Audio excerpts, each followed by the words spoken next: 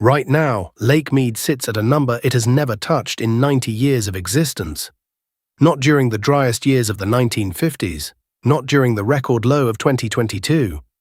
Right now, this week, the waterline is lower than any point since engineers first closed the gates on the Colorado River in 1935. To put that in something you can actually picture, the lake has lost enough water to drain an entire 14-story building's worth of volume off the top, every single year, for over 2 decades straight. And the number that should worry you isn't how low the lake is. It's how close that number now sits to a line engineers gave a name almost a century ago and quietly hoped no one would ever need to say out loud: zero. Let's talk about what Hoover Dam actually is, because most of us know it the way we know the pyramids. Big, old, vaguely important, shows up in a movie occasionally. Strip that away, and what you actually have is a machine, not a wall. A machine that converts elevation into electricity. Water sits high behind 660 feet of curved concrete, drops through steel penstocks, and slams into turbines with enough force to power roughly 1.3 million homes across 3 states. The entire design, drawn up in the 1920s by engineers who assumed the Colorado River would always run close to full, depends on one thing: water up high, indefinitely. Nobody who built this thing during the Great Depression, with workers hanging off canyon walls on ropes, 96 of them officially dying on the job, thought they were building something with an expiration date. They thought they'd tamed a river permanently. For most of the 20th century, it looked like they had. Then the lake started dropping. Not all at once. That's the part that makes this dangerous. A dam failing is fast, visible, and gets a disaster movie made about it. A lake quietly losing a foot of depth every few months for 25 years doesn't feel like an emergency. It feels like nothing, right up until you check the number and realize you're standing at the edge of something that was never supposed to happen. So here's the mechanism, because the number 0 means something very specific and very frightening once you understand how this machine works. Hoover Dam generates power using something called hydraulic head, the height of the water above the turbines. Higher water, harder impact, more power.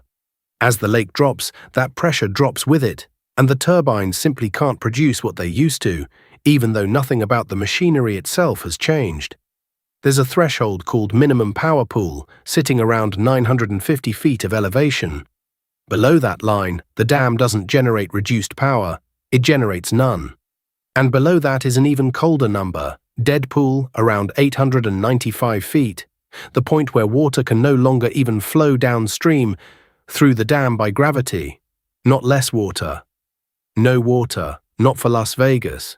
Not for the farms across 3 states that have depended on this river for a century. That's 0. That's what the title of this video is actually asking you to sit with. And here's what makes this year different from every other bad year on record. Lake Mead doesn't fail alone. 290 miles upstream sits Glen Canyon Dam, holding back Lake Powell, the second largest reservoir in the country, right behind Mead. These 2 reservoirs function like connected organs in the same circulatory system. Water released from Powell flows down through Glen Canyon Dam to refill Mead, which then flows through Hoover Dam to everyone downstream. And Lake Powell isn't just struggling too. In some recent years, it's been struggling worse, hitting its own record lows in the exact same stretch Mead has been hitting its records. Which means when engineers talk about saving one reservoir, what they're actually doing is deciding how much to drain from a second reservoir that's already running on empty. It's trying to fix one leaking bucket by pouring water in from another leaking bucket. It buys time. It does not fix the hole. Now here's the detail that got me, the one that makes this feel real instead of theoretical. Before the dam was even finished, there was a small town called St. Thomas sitting exactly where the reservoir was about to rise. Families, a schoolhouse, a general store, deliberately flooded in the 1930s so Lake Mead could fill. For most of the last century, St. Thomas was basically folklore, a ghost town you could only visit with scuba gear. As the lake has kept falling, St. Thomas has started coming back. Not metaphorically, concrete foundations breaking the surface of dry, cracked lakebed, stone steps leading up to a door that hasn't existed in 90 years. Every exposed wall of that town is basically a measurement written in concrete.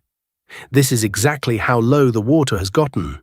When a drowned town starts giving tours again, that's not a good sign for the reservoir that drowned it. Now, before this turns into pure disaster narration, it's worth being honest about the other half of the story. Because a lot of hydrologists will tell you the Hoover Dam is doomed. Framing floating around online is overheated. The concrete itself isn't cracking. This was never a story about engineering failure. The wall is fine. What's actually failing is an assumption made in 1922, when 7 states split up the river's water based on measurements taken during one of the wettest stretches in over 1,000 years of tree ring records, and simply assumed that was the normal baseline forever. Reservoirs, unlike concrete, can recover. A good snow winter can put back 20 feet in a matter of months, and it's happened before. This isn't a countdown to a fixed catastrophe next Tuesday. It's a slow, decades-long negotiation between 7 states and tens of millions of people, sharing a river that never carried as much water as everyone agreed on paper a century ago. But that negotiation has a deadline, and it's close. The current operating rules governing how this river gets shared expire within months, and the states responsible for agreeing on what comes next have missed nearly every deadline set for them so far. Farmers in the hardest-hit counties have already lost significant shares of their legal allocation. Cities have cut consumption dramatically, ripped out lawns, recycled almost everything they can. And still, while the meetings continue and the talks stall, the lake doesn't wait. It drops a little further every week. The negotiations drag on. So what actually happens at zero? Not a dam bursting, not a wall of water crashing downstream. What happens is quieter and in some ways worse. A machine built to run forever simply stops running, one turbine at a time, and everything downstream that assumed this water would always be there has to figure out, in real time, what comes next. The ring on the canyon wall isn't a warning about some distant future. It's a running record of a bet 7 states made 100 years ago, and one they're all still quietly paying off, 1 foot of elevation at a time. If you want to know what happens when this record actually breaks, and what the next 90 days of negotiations decide for the people downstream, subscribe, because this story isn't finished and neither is the drop.